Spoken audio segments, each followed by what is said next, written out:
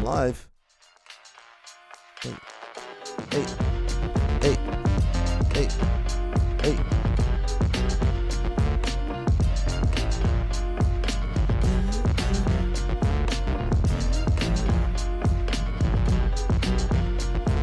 Oh, I am live.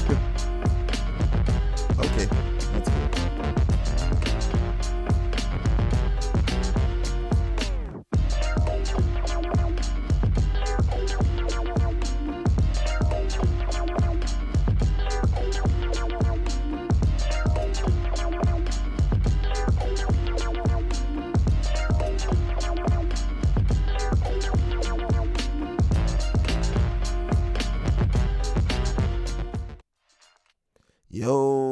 What's up, guys? Happy Thursday.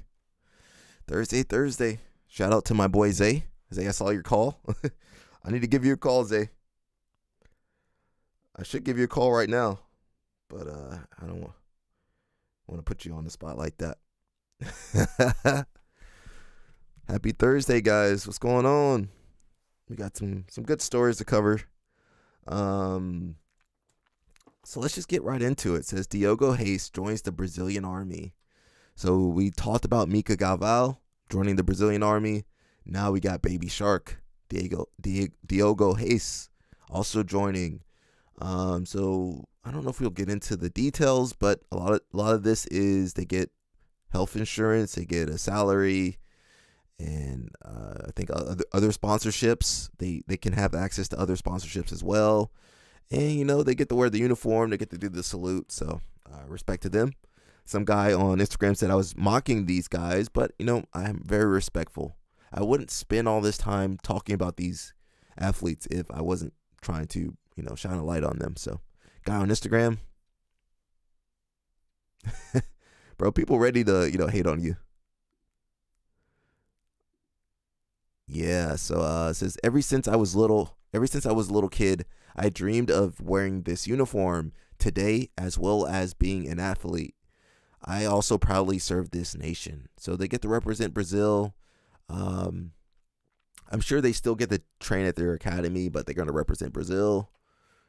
They always represented Brazil, right? And it's good.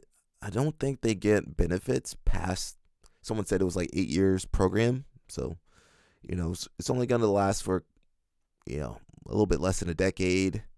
But it's good for them. It's good PR for the country. And other countries do this as well. In America, we have WCAP, which is for the people in the army. They can compete at a high level, Olympic level. Their job is to train for those tournaments, those matches, those competitions. So I'm all for it. I'm happy for them. And it gives them a little bit more security because, most Brazilians either they got a few options. Move to America, go to one of the bigger gyms, try to make it that way, and then eventually start their own academy, which is not easy. And it's going to take several years, the immigration process, et cetera, et cetera. And now it might be even harder. Just with the change in administration. So, or, they stay in Brazil, try to make it work in Brazil. Unfortunately, you need a lot of resources in Brazil. You need a lot of resources in America, but in Brazil, I feel like you need even more resources to, find a location, to do the build out, to market. And there's a lot of competition. It's hard to kind of separate yourself. And we could maybe look that up, but I think it was like the Munez brothers and Mayrim. I think they're starting an academy. So you see, they got a lot to do. There's a lot of work they have to do. And, man, it's not easy, man. So shout out to Diogo Reis. I actually want to see if we can find that other clip. And also shout out to BJJ Kriya because they got some good content, bro. They're like one of the best ones in the business here. Let's see. Let's see. I think it's Munez. I don't remember which Munez brother. Was it Eric Munez? I think I'm not sure if it's Eric or Anderson. If you guys know in the comment, let me know. I think it is the other brother. Yeah, no, it's him. It's him. passando para avisar vocês que a nossa academia já está 70% pronta. Muito carinho aí para avisar vocês que o dia da inauguração está cada vez mais perto. Então venha para dentro, venha conhecer um pouquinho como é que tá a obra. So they're doing a new academy. Então, galera, aqui vai ser a nossa área da recepção, onde vocês vão ser recebidos aqui pela recepcionista. Logo aqui atrás vai ser o nosso mostruário, onde vai estar todos os nossos kimonos, todos os nossos produtos aí que a gente vai estar fornecendo na academia. Aqui para dentro, esse espaço de 90 metros quadrados é onde vai ser o nosso tatame principal, que é o tatame onde vai ser feito o treino de competição e também o treino das nossas aulas. Essa parte vai ser a parte onde vai ficar geladeira, bebedouro. Aqui vai ficar os nichos para ser guardado a mochila, roupas, chinelos. E aqui vai ter uma área de bancos para o pessoal poder sentar e assistir o treino. Lá no fundo vão ter 2 banheiros unitários para poder ser usado aí para o pessoal que não quiser subir lá para cima no vestiário. Nessa área ampla vai ser a nossa área social, onde vai ter aqui o nosso café, sofás aqui, pra gente poder socializar com o pessoal da academia. Vamos lá pra cima agora, conhecendo essa parte superior, que vai ser o nosso segundo tatame. Vem com a gente. So the second mat upstairs. Galera, como vocês podem ver, aqui vai ser o nosso segundo tatame, 95 metros quadrados, pra vocês treinar aqui com a gente. Aqui vai ser tipo uma área social, né? Mas vai ter uma TV aqui, vai ter uns armários aqui, umas poltronas aqui pra galera sentar, assistir uma TV. Aqui a gente tem o vestiário feminino. Como vocês podem ver, aqui a gente tem 3 chuveiros e aqui vai ter 2 sanitários. Galera, agora a gente vai conhecer aqui um banheiro masculino. Galera, como vocês podem ver, aqui no banheiro masculino a gente vai ter 4 chuveiros, né? Desse lado aqui a gente vai ter 2 vasos sanitários e 2 mictórios.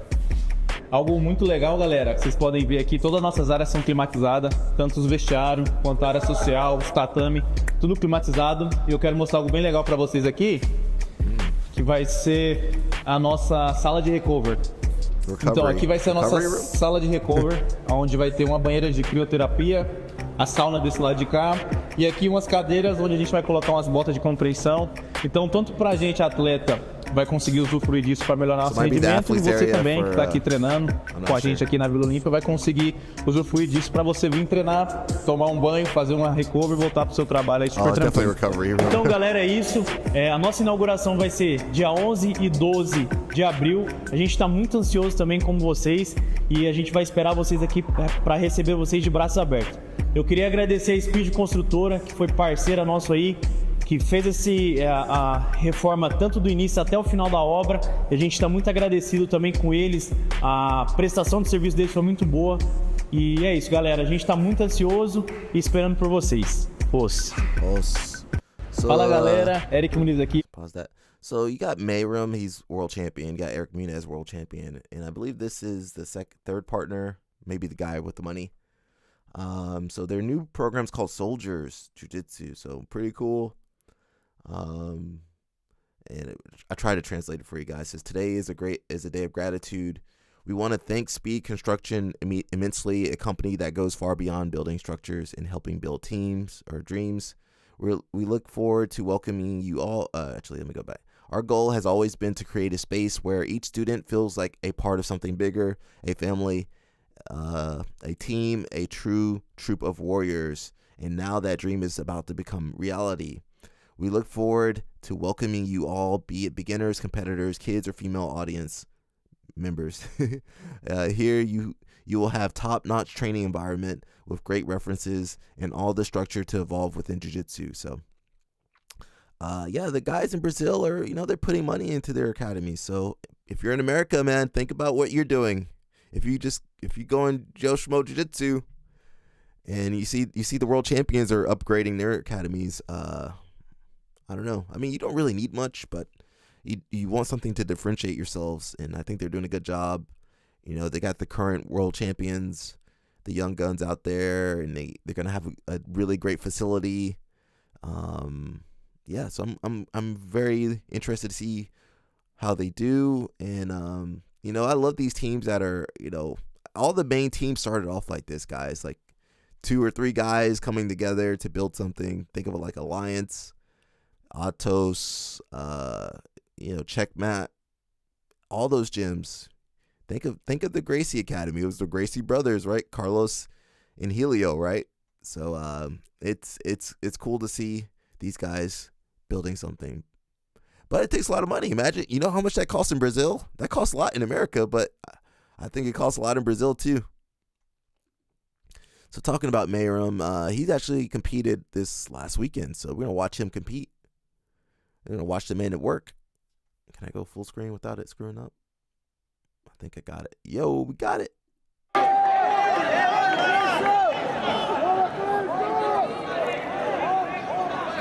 Atenção à categoria Master 2 masculino preta pesado. Comparecer à área de premiação. Atenção atleta Ian Miguel Vieira, José Miguel Lizardo e Matheus Pavuna. Comparecer à área de aquecimento. Coordenador de número 6. Opponent gets the single. The Mayram's pretty good here too. Good defense. Hand fighting, ready to do something crazy at a moment's notice. Nice. Excelente. É pra frente, tá? É pra frente o tempo todo. I want to compete in Brazil, man. That would be fun. Let's go scrap it out there.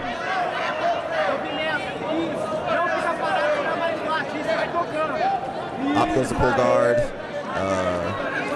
He's able to stick. Whoa, he's able to get right through there. That was crazy. Because you see here, usually we get stuck here, guys. Here, like almost like a keymaster kind of situation. But Mayram, these guys are so flexible. You guys don't realize how flexible these guys are. So he's able to kick his leg through like nothing, basically. Right through the guard with the underhook. Try to take the back, but ends up in close guard. He did get an advantage for that, so that was great. Atenção os atletas.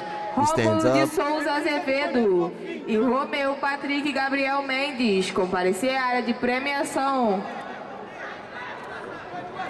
And you just look at him. He looked like he kind of bored, He's like, why am I here? And then he explodes and does some magic. Double lasso by the guy on bottom. Nice leg throw. Into outside pass, stack pass, nice. Opponent tries to recompose. Nice. That was cool. Bro, stuff like that. Let me rewind that. That was cool. So he can just adapt so well. Here he goes, one leg throw with the left hand.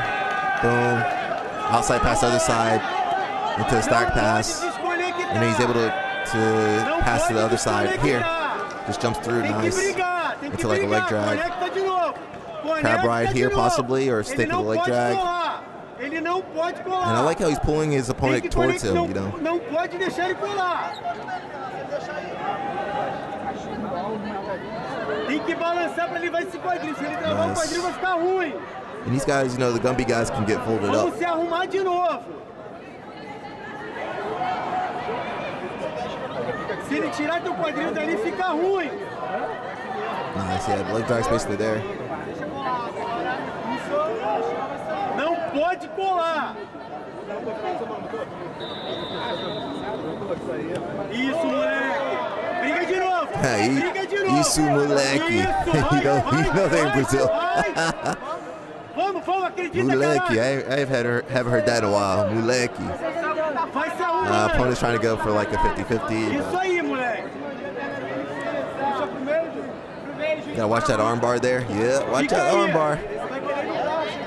Shout out to Tiana. This is what I was trying to do on you, Tiana. I had to pull that arm. De novo, se arruma bem agora. Se arruma, caralho. Now they're in the single leg X. Again, watch out for arm bars here too. Because Mayram will jump, bro. He'll jump on you.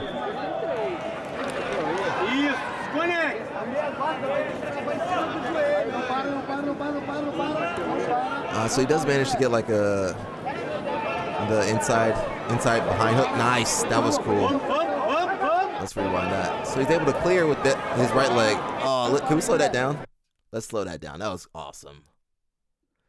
So you see this in no-gi where they can pummel the leg in, but in the gi is kind of rare because usually they grab that leg, that pant leg.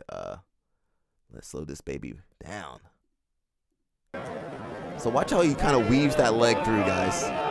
He picks it up and he weaves it in and then out. One more time. That was cool.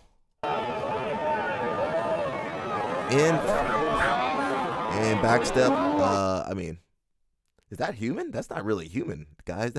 That's some magic right there.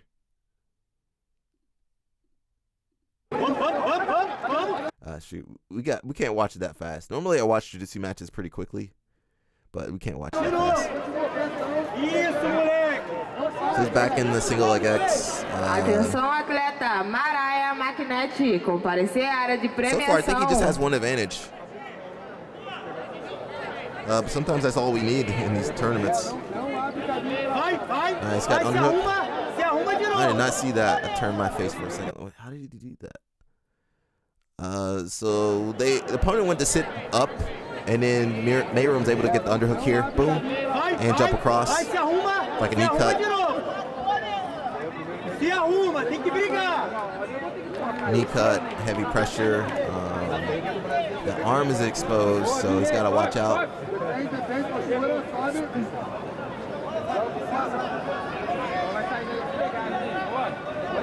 The opponent's holding that leg in. He's holding that leg in, but the arm, you can keep the leg, but you got to give up the arm. Try to pull a half guard, but the arm is exposed. Aaron's looking to either crossface. Nice. See the opponent's trying to get his leg back. Op is trying to get his leg back in. But that exposed his arm, so Mayron's actually able to control that elbow and use that to pass. Nice. Op tries to roll out, but gives up his back. Mayron looked for the second hook. Nice. Both hooks in. Atenção, atletas da categoria juvenil masculino azul pena. Área de aquecimento, coordenadora 5. You know, a lot of this is psychological, so when you're getting past, you get your back taken, like, you know, you're thinking, man, let me not screw up any worse than this. Mayron's on the neck. Atenção aos atletas, Augustina Laura e Maiara Ferreira, comparecer à área de premiação. Não pode parar. Atenção no pescoço, cara. Área de aquecimento, Carlos Augusto, da Nova União, e Leandro Nascimento. Cronos. I'm sorry, I'm watching the other match across. Like, what was that? Look, watch this, guys. I'm over here. I got distracted. So, guy on bottom over here now. I'm over here, got distracted. So he does a really crazy bump into like a reverse triangle here. Boom. And like, it shouldn't work. But then he's able to pop out. So, dang. Área de número 9, like Master 1, preta meio Jesus pesado. Christ. E Master 4, preta médio. Área de aquecimento. Jesus, I don't know if you'll get that. Atenção, God, Gabriel dog. Guimarães, da Checkmate. E Miguel Jerônimo, da Ring BJJ. Área de aquecimento, Nice. coordenadora 7. There's so much jiu-jitsu out there, guys. So you're thinking, you know, jiu-jitsu, and then someone does that crazy stuff, and you're like, Jesus, how are you supposed to get ready for that? So you gotta prepare for the unexpected, guys. Atenção, categoria adulto feminino marrom leve, comparecer à área de premiação. Lightweight. Atenção, Opponent's trying to go for a dogfight. Hey, little Jedi magic trick. No, Mayroom said no. Área de aquecimento, coordenadora 10. Vai raspar e vai travar ele. Fica aí. Man, I want to go to Brazil, guys. That's going to be one of the goals. Go compete in Brazil. Shout out to my boy Christian out there.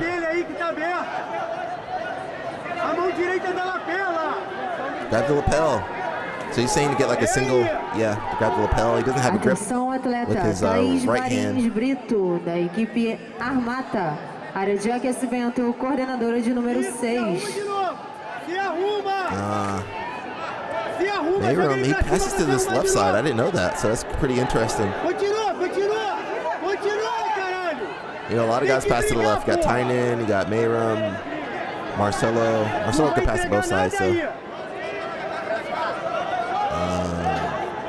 Gustavo Batista. A lot of people pass this side, and it's such a hassle when they pass this way.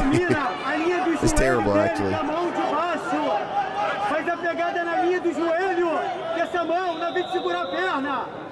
Domina o joelho. A pegada na linha do joelho. Quadril.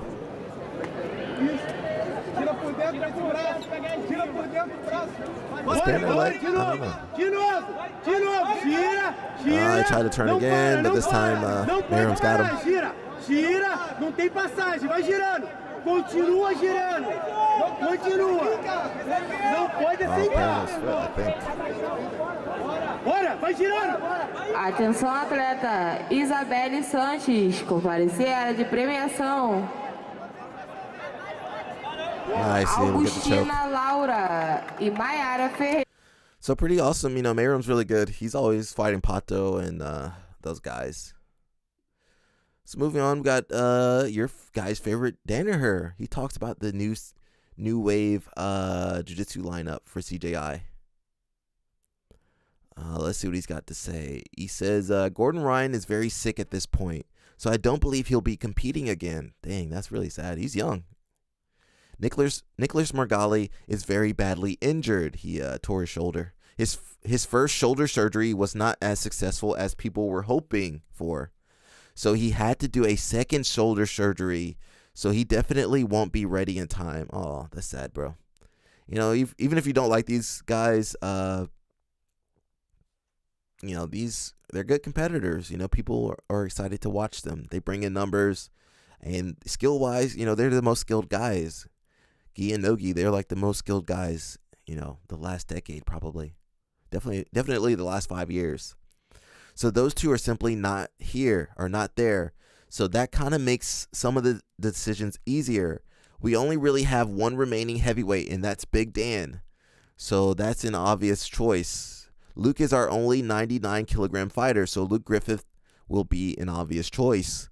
With the under and over 99 categories filled, Danaher had clear preferences for the next two divisions as well, under 88 and under 66. Let's see. Giancarlo, of course, would be the prime choice at middleweight. I believe Dorian Olivares would be an amazing addition at 66 kilograms. I think his particular style of jiu-jitsu, basically wrestling, is extremely well suited to the CJI event. He'd be a natural pick.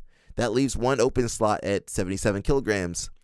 He says 77 would be the most difficult one because you have Oliver Taza, you have Davis Asari, shout out to him. You have Isaac Michelle and Jason Nolf, and possibly a draft pick, the wild card draft. Jason Nolf can't be there. I mean, I like him, but he shouldn't be there. I guess I'm speculating here, but I guess we'd have to have an internal trial in the gym because all of them want to go. The only thing is, I don't like that idea because I've seen that happen. And sometimes the guys in the gym don't perform in the tournament. So I prefer doing like a qualification period. So have everybody competing, and whoever wins the most prestigious tournament, be that a Nogi Worlds, well, it'll be before Nogi Worlds. It could be, well, dang, there's no more other tournaments. Yeah, there's no other tournaments before. There's just no time because this is probably going to be in August, I believe, September. They got no choice. Yeah, well, I would see who's competing the best leading up to the tournament. You know, who's obviously outputting more, who's looks to be growing, and just make that judgment that way. So I think we got a graphic for that. It says 66 Dorian Olivares, 77 they might go from a trials winner. I'm not sure if they're going to do ADCC trial or the in-house trial, so that would be pretty interesting. 88 Giancarlo, Luke Griffith, 99 plus Dan. So they should be okay with the bigger dudes. You know, these guys did pretty well. ADCC, Giancarlo won ADCC. 77 they got a ton of people, and then 66 they got Dorian Olivares, who won trials, and he's beat some good people too. So you know, you can't go wrong with those guys. Let's see. Keith Krikorian says Nolf should be considered at 77 as well. Yeah, I mean, he's good, but then the whole ground thing. He ain't gonna pass nobody's guard, but he can wrestle pretty well. It's just once he gets in those leg locks, I think that's it. Someone says Gordon isn't going to like this. He's probably making a 3-paragraph rant with like 700 misspells. Yep. The internal trials beats out most of the Who's Number One cards. Better be streamed. That might be true. Lackland trials. You could throw Helen in there. Throw Helena in there. No one said he had to be just guys, right? It could be girls in there. There's something that we don't know about the rules yet because Dorian's style is atrocious for a traditional quintet. Oh, yeah, it is quintet. What do you mean? The lack of subs? Against top competition? Yes. That said, I love Dorian's style and don't like traditional quintet. Yeah, I'm not the biggest fan of quintet. Do you guys like quintet? I'm not the biggest fan of it. See you in Vegas, boys. That said B team.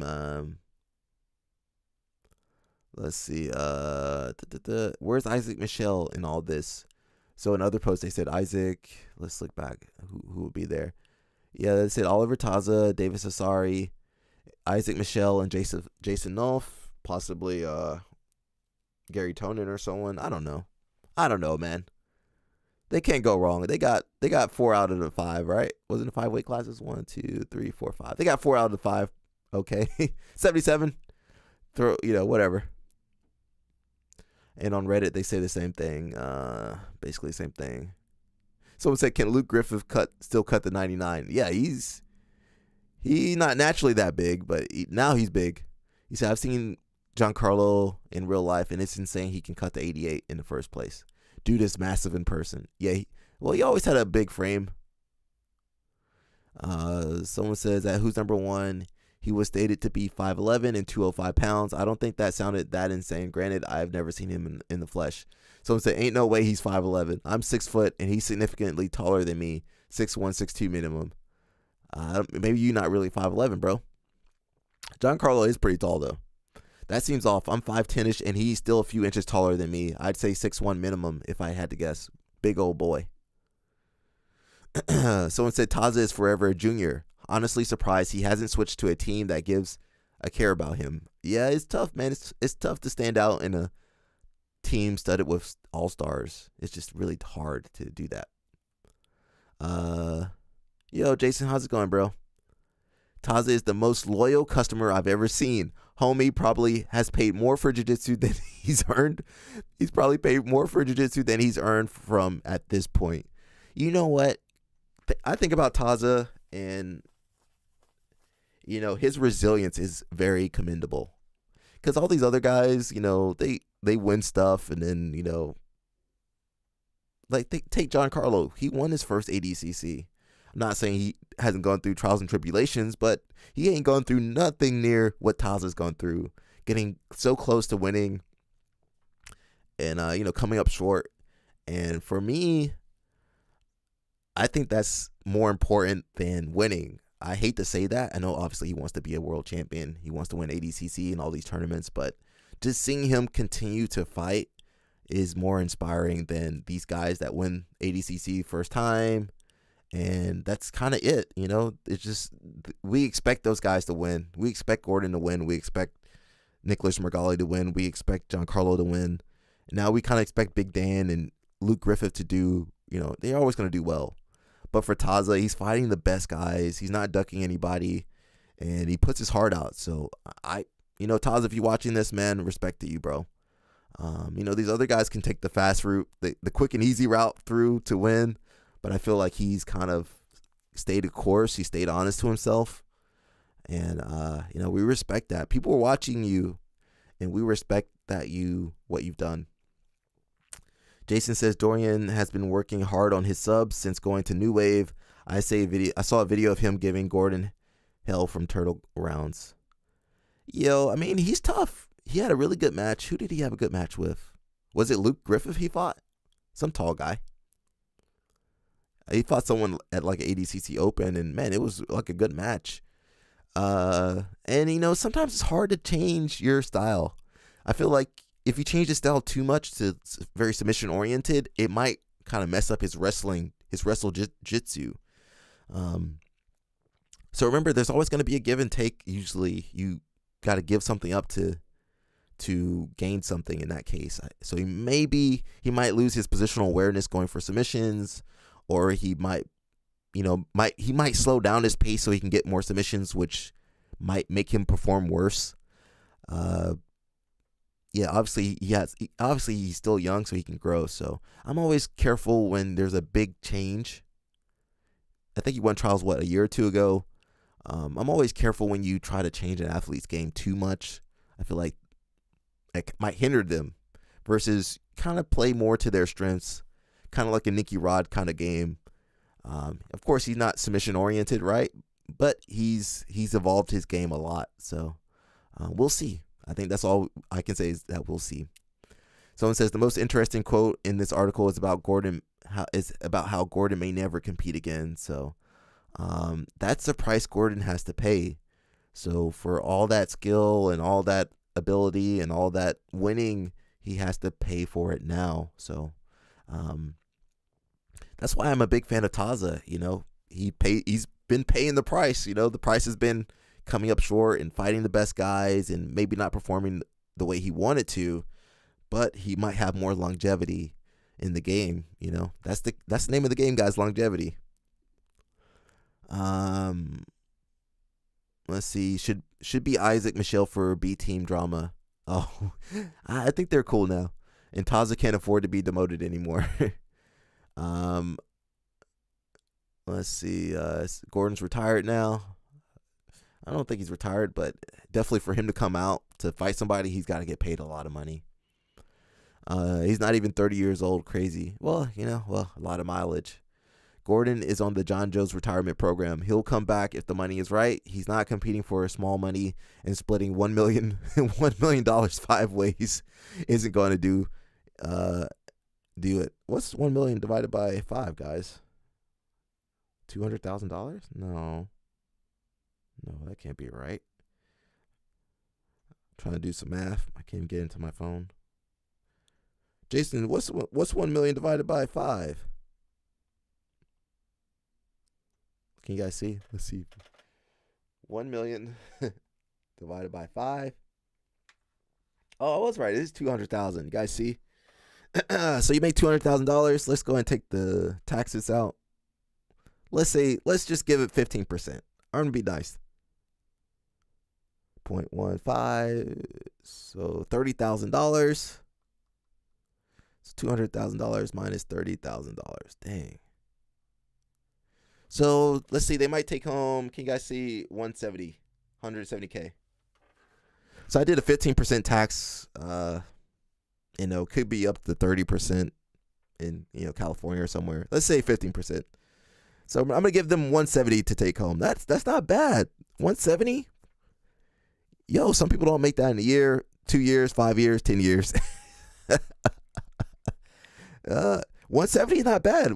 170. I mean, you might get your leg broken. And you might have to sacrifice some of your lifespan, but that 170, I mean, honestly, that is kind of sad. So people went from $1 million to like, dang, you should have won that first CJI. Now you get him 170. Dang it, that sucks. Oh, that does suck. That $1 million that from the first CJI was good. And now you making less money, and it's a less exciting format. Jason, you looking forward to that quintet? I don't really care for quintets, bro. I don't really care for it. I want to see something new. I mean, the first CJI was new. It had the pit. You had the new scoring. You had the MMA scoring. What else did you have? It was on streamed on YouTube for free. You had crazy super fights with Gabby versus Craig, and you had really good McKenzie versus Fionn. That was awesome.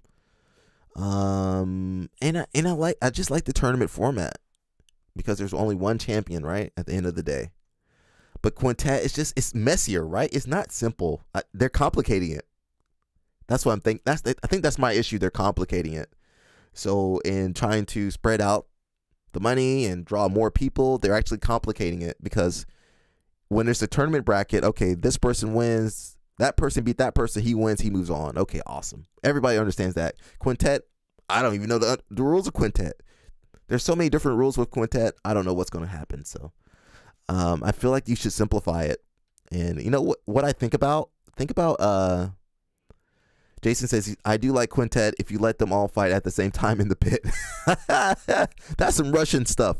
But bro, listen, Russia, they at least try different things. They'll do the Quintet with 5-on-5 and all right guys, go at it.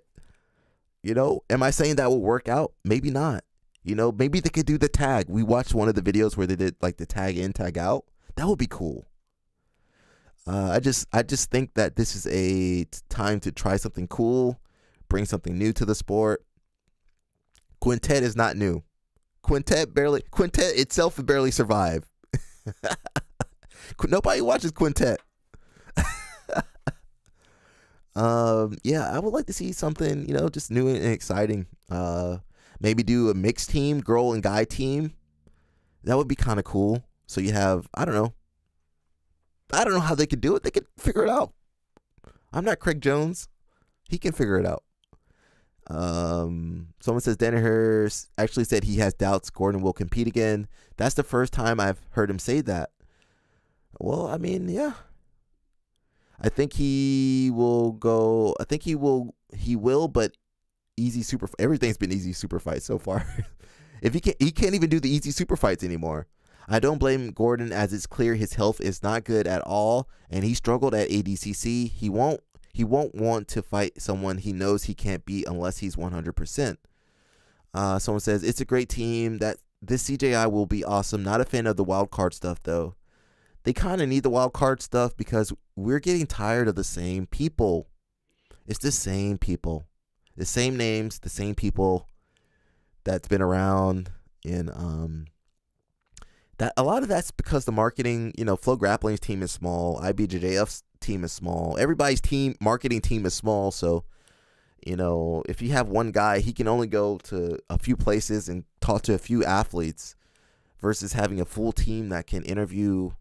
You know, honestly, they should be interviewing athletes at all levels. You know, you should be interviewing the kids. You should be interviewing up and coming purple belts.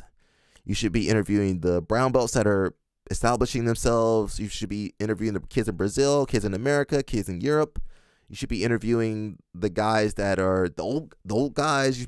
You should be interviewing the new top stars. You should be interviewing like the guys that are almost making it but not there yet. So right now we're limited because the marketing teams are usually smaller, and then they can only get to a few athletes. So that means that only a few athletes get on the card, and then there's not really room for the people that might be good but just not as well known. So that's what the wild card is for. Someone says, yeah, it's honestly confusing to me. Initially, I thought it meant your team could draft someone from another team, but now I understand it's just anyone you want. I still don't get it. So there we go. Quintet. When people on Reddit don't understand it, that's it. Nobody in the general sphere is going to understand it. He says, I think it's just to be decided. Yeah, it just means one person on your team doesn't have to be from your team, your school. Not all schools have someone competitive at each weight class. Okay, so they can draft that person if they... So 77, they don't have anyone at a... Actually, they got too many people at New Wave. But someone could take one of the New Wave guys and put them on their team. And someone says it's a free agent spot. Wild card is a dumb name. Every team gets a free agent that's not from their team.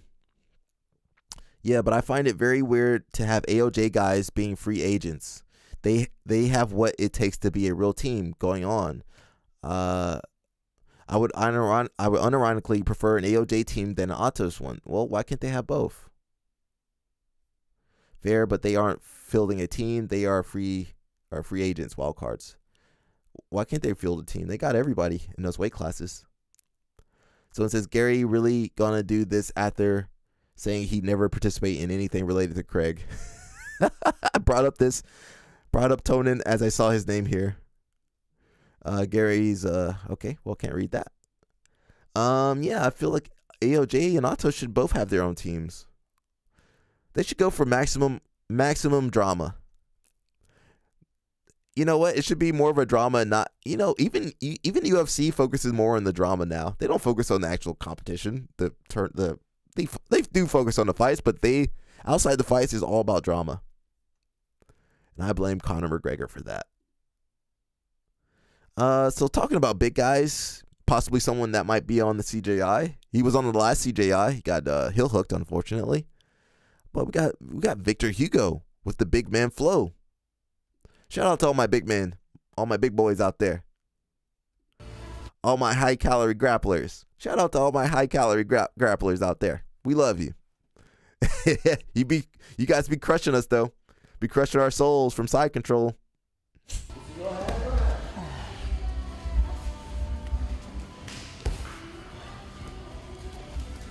So, you know, Victor is kind of rare in that he's a big guy that plays guard.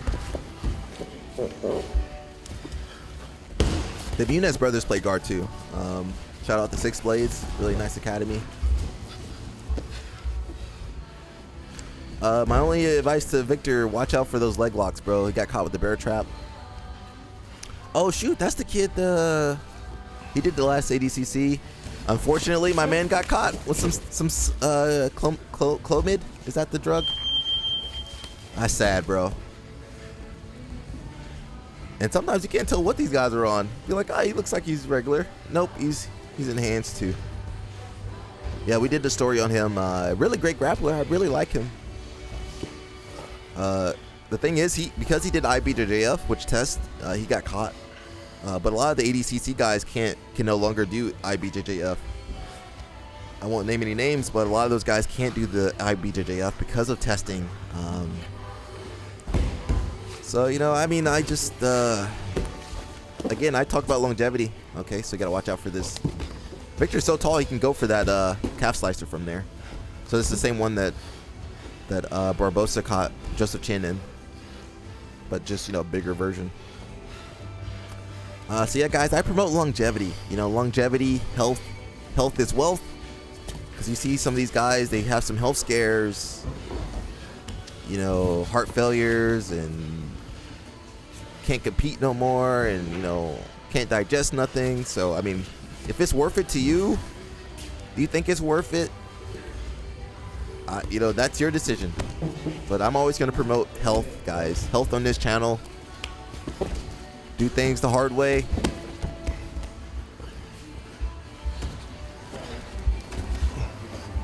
Yo, I'm gonna see this guy. He's like, I heard you talking about me on that stream, Alec. I don't care. Come for me. I'm ready for you. Let's go. I'm ready for you. I don't care if I get my butt kicked. And I'm telling the truth. If you're on the USADA website, I didn't lie. Got a little underhook De La Hiva going on here. That's good. That works really well. It's kind of crazy. He plays like a small dude. So that's kind of the benefit when people start earlier. You know, when they're younger and smaller, they develop the game, and then as they get bigger, they can keep doing the game, which is a total nightmare. You shouldn't be 6'6", 6'5", and able to do this stuff. Hey. So Six Blades could actually field a team, huh? I don't think CJI will have that many teams. But he could do, he's obviously plus 99. He did 88 kilograms. You could do Sanji Hibero at minus 99, and, you know, maybe a wild card at one of the lower weights. That would be kind of cool. But again, that introduces more complexity. The more teams you have, the more people you have to kind of keep up with. So that makes it more difficult. So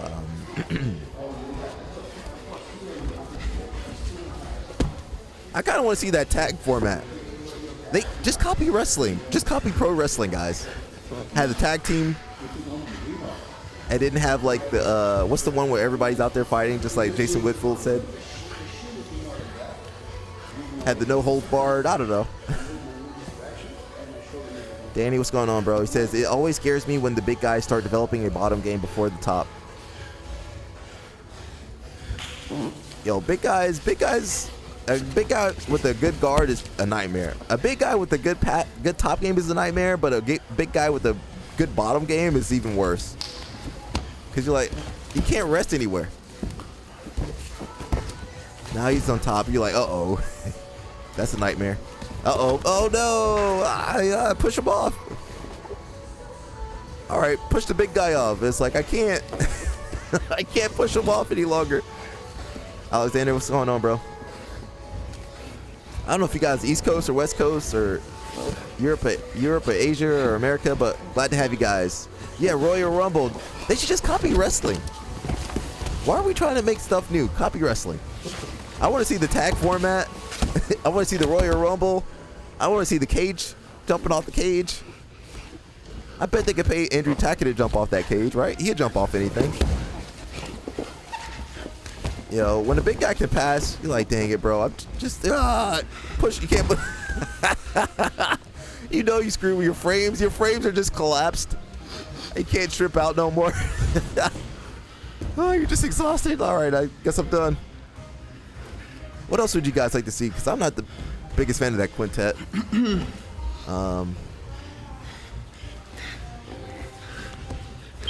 Nice. Okay, Saved by the Bell. Woo, Saved by the Bell. Thank God. That was pretty good, man. That big man flow was for real. What's going on, guys? We're probably going to go for one more hour or something like that. We'll see. We'll go until my voice gets tired. We got a few stories to cover. So next up in the news, we got Brazil resumes requiring tourist visas for the USA, Canada, and Australia starting today. So this is from BJJ Korea too. I suggest you guys follow these guys. They do some really good work, and they're kind of based in Brazil. But you know, the person that runs the channel, she speaks English and Portuguese, and she is good. She be right at the tournament filming, interviewing everybody. So that's more of what we need. We need people that know the sport, that are able to travel and able to, you know, network with all these top talents, and you know, someone that cares about the sport. And so it says starting today, Brazil will once again require a tourist visa. So if you're coming from one of those countries to compete in the Brazilian Nationals, you must apply for your visa before the trip, before you leave 2 to 4 weeks, I think. I'm not sure. We got some other people telling us some other stuff. No in-person interviews or proof of income will be required. The entire process will be digital and will cost approximately $83 USD at the current exchange rate. Please share this information so that no foreign athletes from these countries misses the competition due to lack of information. If you go to the airport and you don't have that visa, they will not allow you to fly. Even if you have the flight. If you don't have the visa, they will not allow you to fly because you can't get into the country. All right, so we will look at some more information. We got Dan Lukehart. He also posted about this. Oh, someone's messaging me. Get out of there. So Dan says basically the same thing. Guys, today Brazil just instituted a visa requirement for U.S. citizens. You will need to obtain one to go to the Brasileiros, the Brazilian Championship, basically.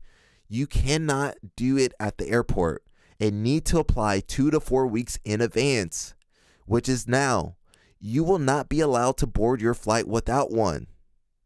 If you're competing in Brazil, my American crew, get your visa right now. I believe Brasileiros is in March or May or something like that. I'm not quite certain. I want to go to Brazil, not for this time, but maybe next year, hopefully, God willing. Actually, let's go here. So I actually brought up the website. So you guys can get to this website. I forget how to get to it, but if you go to the link that he gave us, which is the usaembassy.gov, you can find this link to get the visa. So it's the e-visa. It says, welcome to VFS e-Visa, electronic visa website. VFS is the exclusive company authorized by the Brazilian government to provide a platform and a call center service for tourist and business visa applicants. For ordinary passport holders from Australia, Canada, and the United States, click here to discover other other activities e-visas apply to. Ugh, getting tongue-tied. So April 10th, that was basically today.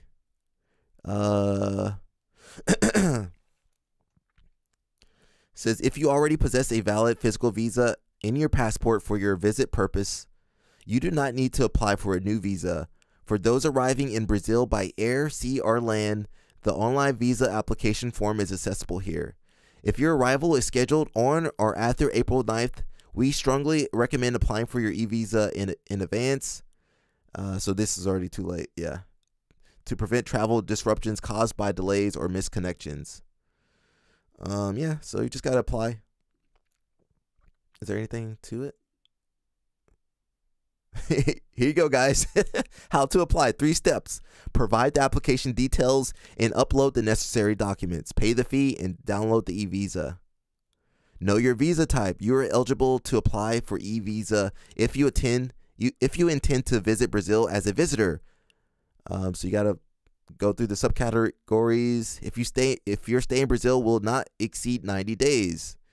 So you still need that visa. You hold a passport from the United States, Canada, or Australia. If you hold a diplomatic or special passport, you will also require an entry visa if the purpose of your visit corresponds to any of those listed here. Documents you're going to need, tourism, traveling on a cruise ship, minor business. So you got to tell them what you're there for. Tourism, that might be what you're there for, guys. If you're going to compete, that might be a tourist visa. Not the most exciting topic, but it's good to know, guys. You got to fill out the visa application form, have your passport. And it's got to be valid up to the end of your Brazilian trip. And you need 2 visa pages free for your e-visa application. And let's see, you need your passport style photo. That's basically it. And if you're a minor, you need all that information. Business, I don't know if that is considered a business trip, so you gotta look that up, guys. So that's all important, okay?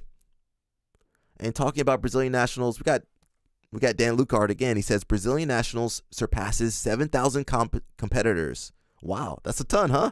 7,000 competitors, guys. And somebody said the gi is dying. Is the gi dying? 7,000 people competing? What no-gi tournament has 7,000 competitors, guys?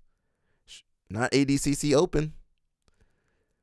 The only tournament I could think of could be Jiu-Jitsu World League if they, wanted to go more the no-gi route. Brazilian nationals surpassed 7,000 competitors. Actually, it's 7,143. The tournament is almost at capacity as they are targeting about 7,000 athletes and taking a few hundred extra to account for dropouts due to injuries, single division entry withdrawals, etc. The highest, the average IPJFrankings.com rating of the divisions is highest by far in the heavyweight, including the highest rated competitor of the tournament in Adam Rosinski. So if you guys don't know IBJJF Rankings, that's the new website that does like a chess rating for BJJ. So it's cool in that it's based off who you beat and who you lose to. That's how you get points. And so it's not about if you're winning. It's definitely about if you're winning, but it's not about placing as much as who you beat. Because you could beat someone really good in a tournament and not place very high. But by beating someone better than you, upsetting them, you get a lot of points. And so the divisions with the highest ratings will be heavyweight, featherweight, number 2, middle, number 3, number 4, ultra heavy, 5, light feather, 6, super heavy, 7, middle heavy. So middle heavy's kind of dropped down, and lightweight kind of dropped down too, and rooster. So I would say, heavy, feather, and middle are probably the divisions to watch out for. And that's taking in account all the athletes' ratings. So what that might mean is that, these divisions here have people that are less ranked, or they just are newer. You could have newer people in these weight classes kind of dropping the average down. Whereas heavyweight, you got guys like, I think this is the heavyweight division. Can I click on it? Heavyweight, you got Adam Rosinski. You got Pedro Souza. I don't know who that guy is, but he's from Atos. You got Leonardo Faria, Alliance. Nolan, that's Dan Lucar's student. Who else is in there? You got Roberto Jimenez. You got Gregor Gracie. Gregor Gracie? What is Gregor Gracie doing in there? So he's actually been competing a lot lately. He's older. I forget how old he is, but he's definitely older than me. But he's been competing a lot. You got Ryder Zucchi, who's really good as well. Yeah, I know some of these guys, Vinicius Liberati. So, someone like Gregor, who's really good, he's older, so he hasn't been competing that much. So that's why he has a lower score. And it says, take a note that 2,000 is the average level for an adult black belt for comparison. So 2,000 means you're about average black belt level. 2478, that means you're really good. That means your chances of winning are really high. And so it's all based on probability. The higher your score just means you have a higher probability of winning, which makes sense, It makes sense. And it's just a more accurate gauge of skill. Because, IBJF, the points are just based off placing. It's not based off who you beat, really. So that's pretty cool. Yeah, Brasileiro's going to be a good tournament, bro. I want to go out there, man. Go fight some Brazilian bros. Dan also says that PANS had 4,331 athletes registered. Euros had 6,022 athletes registered. And just like I said, someone's like, oh, the gi is dead. Quotation marks. The IBJJF roughly does 2,000 to 4,000 competitors each and every weekend in the gi, not including kids or no gi. Oh, wow. Okay. That's every weekend they're doing about 2,000 to 4,000 competitors tournaments. Someone says, tell that to the morons riding Gordon Ryan's no gi shorts. Another person said, was going to say the same thing. Categorical proof that nobody cares about the gi and is dying. They're not saying the gi is dying. They're saying that nobody watches the gi. I think that's what the issue is. Can I go back? What happened? Uh-oh. Where did I go? Oh, I clicked on something. That's why. Did I? I lost my post, guys. What happened? No. What just happened to me? I was getting into that post, bro. What happened? I lost the post, guys. Clicked on it by accident. I got taken out. Reddit got me, guys. Reddit got me. Anyway, we're just saying the same thing. The gi is not dying. It's still good. People are still doing the gi, guys.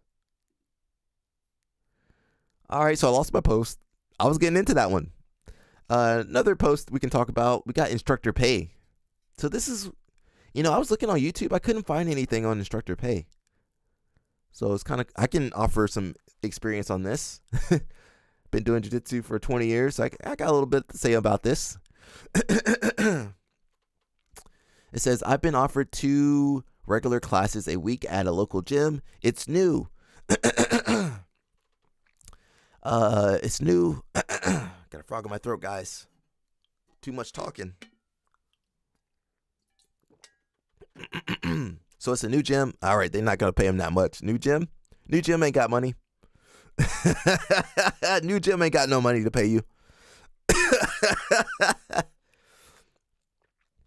It's new, a low, moderately priced, and size simple space with a squat rack and a treadmill, and plans to chip away at becoming fancier.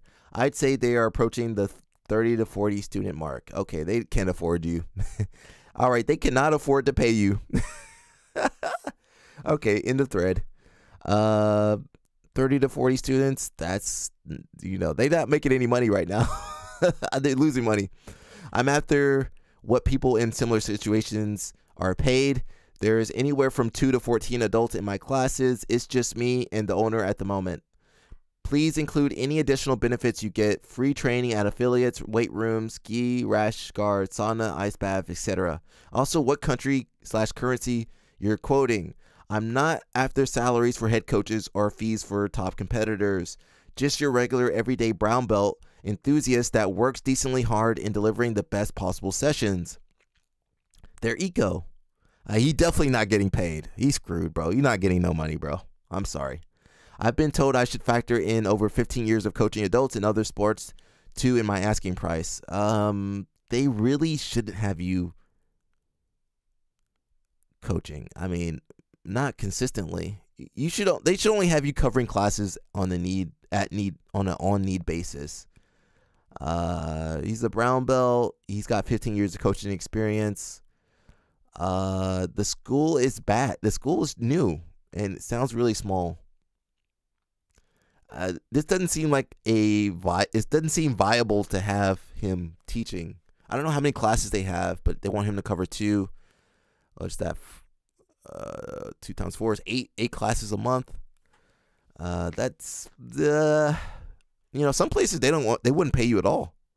I know places like that. They won't pay you at all. I don't know, man. I don't know. Let's read first, guys. Let's read before I get upset. Let's read first. It says, I pay our coaches $30 an hour to help with class and start at $50 an hour to run a class. So that's not too bad. That's the rate for a 35-minute 4 to 6-year-old kids class and also a 1 hour and 20-minute long adult advanced class. So $30 for helper and $50 to run the class. And that's just starting. The kids are much more emotionally exhausting to the coach. We're also eco and CLA, constraints learning. Let's see. These take more time to prep for outside of class compared to traditional 3 moves of the day. I think starting there and getting pay raises over time due to performance is around the right amount. I'm not saying that the person running it can afford that. When we were at 30 students, I wasn't even covering overhead, but that's about what it's worth on the lower end. If you're expecting to essentially do admin stuff at the same time, help new people get loaner geese and equipment, help with waivers, clean mats afterwards, then that should be reflected in pay. Regardless, scope of work should be clearly defined alongside pay rate. I expect coaches to make sure mats are cleaned at the end of the day, but not to help out parents, kids, and adults for their new students. Not to do sales, etc. I think it's honestly worth closer to $80 an hour in our area for good coaches, and they're near Denver, Colorado. But I can't afford that right now because we don't have enough students, around 70 currently. Someone says emotional exhaustion coaching kids classes isn't given enough credit. Well, that's why they offload it to the blue belts. The blue belt wants to teach, and the owner's like, all right, here, we got some kids classes for you. Here, take them. Someone says, I started assisting in the kids classes on a Saturday morning. I thought, why not? My kids attend. I like helping. They got him, bro. They got it. They got him. They got him. 2 kids classes have just turned into 3. The adults class is just after the third kids class. So he's teaching 3 kids classes. Then he teaches then he does the adult class. He says, I'm absolutely brain dead for that class. My body is full of energy, but my brain is on autopilot. Listen, you got to develop into that. You don't just start off teaching 3 classes, 4 classes a day. You build up to that. You start off with the 1 class a week, one class a week, and then you build up from there. Okay, go slow, guys. Don't rush into these teaching positions. And you need to shadow first. You need to shadow the instructor, whoever the coach is, before you start going solo. And you don't just tackle the kids by yourself. You need helpers. The guy above said $30 an hour for helpers. That's worth it when you got those kids in that class, bro. And they got ADHD and they just jumping off the wall. He says we've had to stagger how the 3 staff work on Saturday, so we're not brain dead zombies, incapable of interacting and talking. Yeah, it uses a lot of energy. You're basically acting the whole time with the kids, and then you don't have any energy for the adults. So you need more backup. But the kids do give back. Yesterday, coach asked the kids what could your hands grab to give you side control, more control. One kid yelled chest hair. Okay, you can grab the chest hair. Don't grab the chest hair. Someone says I get $100 a class and pay no membership fees. I'm in a wealthy area in New York, east of Manhattan. So, $100. That's kind of the range I'm at. Just to give you some figures. Yeah, about $100 a class is not too bad. That's basically where I usually am. $50 not bad. $30 not good. Depends on where you are. Some countries you're never gonna get $100. I think when I was in Sweden, private lessons were like $60. For a private lesson with like me or John Thomas was like $60. But in America that might be $150, $200. So you got to know where you are, and per class it depends on the school. If the school ain't got no students, you're not gonna get that much money. But on the flip side, if the school's got a ton of students, if the school's got 300 students, they better be paying their instructors, bro. Because I know some schools, they don't pay nobody. Everybody's just helping out. And the school's got 300 members, and you just helping out. I mean, yeah, not me. Not me. Spirit of Justice says, oh, Alec, what's going on, bro? We got about, if I could do about 30 to 40 more minutes, that's good. Someone says, still bothers me that there are places where black belts who actively instruct classes have to pay dues. Yeah, a lot of schools be making you pay. You got to pay membership and you teaching. And yeah, I've seen everything, bro. I've seen everything, I think. I've seen schools not pay. I've seen schools make you pay. I've seen everything. Yeah, I don't really teach that much. I try not to teach. At most, I will cover some classes if I have to. If they really need me, I can cover some classes. They got to pay me first. Or I try to focus more on seminars. I prefer to do seminars. It's a little bit more exciting for me. I get to put my all into like a 1 to 2 hour class and then roll with everybody. And I prefer that versus being locked down into a location, and then they're paying you one day, then they're like, all right, we're gonna pay you half that the next day. Someone says, I was getting half off my membership for fundamentals class for one fundamental class a week. I got 50% off a gi one time. I told everyone I enjoyed seeing people develop and enjoyed the sport, but really I was in it for the gi. Yeah, I really love, I miss teaching all the time. You get to be hands-on and develop athletes and students that way. It's really precious to me. I take that very seriously. But on the flip side, I have less time and energy to travel and to train for myself. So it was kind of hard. It's kind of hard to balance. All my friends that own schools, it's hard for them to balance their practice. And then, they got to worry about their school, their students' practice, running the school. So it's really a major undertaking. So really think about it before you get into it. And even just coaching, it's you got to really put your soul into it when you're coaching, guys. So don't take it lightly. And it's not for everybody. It's you need to have the right you got to have the right kind of disposition for it. You got to have patience. That's the most important thing I learned from all my years of teaching. Having patience and letting people develop at their own rate and giving them the time that they need to develop. And, the stuff that kind of sucks is being like a therapist. I hate that part. I don't want to hear about your problems in your marriage. I don't want to hear about that. Your wife cheating on you. I don't care. I don't want to hear that. So that is the hard part about being the coach. But it's fun, but you got to have the right disposition. Someone said, I just read I'm paying to work. Technically, he's working $25 an hour, but only 4 hours per month. Someone said, you get paid, joking. Most gyms do free memberships or something like that in exchange for coaching. But at ours, the BJJ instructors are paid anywhere from $25 to $70 per session, which isn't terrible, depending on rank. Plus the option to teach private lessons for extra money. Yeah, that's also something that can happen. You can make private money from private lessons, where a smaller percentage goes back to the gym since we use the mats, supplies, and utilities. Not sure if that's average or not. Yeah, some of the major schools do something similar. I think when I was at Alliance, we had to pay 30%. I think that was pretty high. Any private lessons, you had to pay 30%. So, you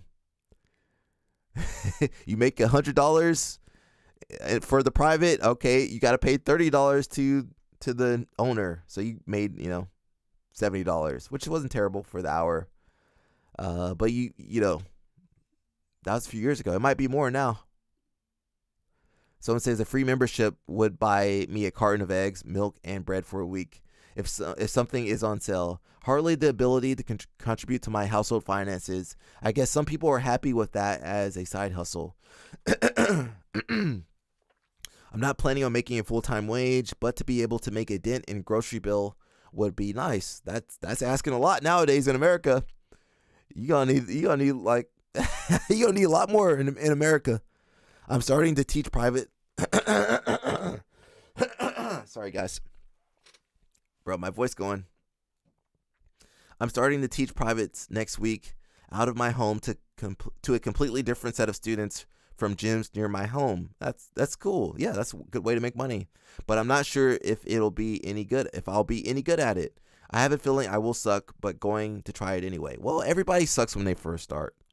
Just go and start. That's the most important thing. Someone says, just because you're good at jiu-jitsu does not mean you are good at teaching jiu-jitsu. That is true, but if you're good at jiu-jitsu, what that means is that you have an understanding of jiu-jitsu, or maybe you don't have an understanding, but what they can do is try to, you got to take some self-reflection time, but you got to self-reflect on how you, your thought process, what you're thinking internally. You got to figure out what you're doing, and then you can apply that to other people. So a lot of times the people that are good at jiu-jitsu but aren't good at coaching, they haven't taken the time to really break down what they do and how they do it. So that might take them a while. So usually more athletic people have that issue. The people that aren't athletic, that had to really think about how to get good at jiu-jitsu, those people make the best instructors, the best coaches. Think of someone like Danaher. His body, he can't use his body like he wants to. So he has to put more thought into how to get good and how to make other people good.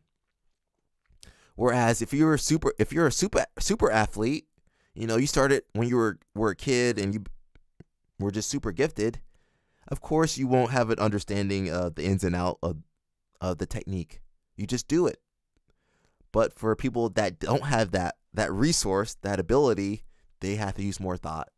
So that kind of happened to me. I think when I got my black belt, I think I relied, up until brown belt, I could rely on my athleticism a lot.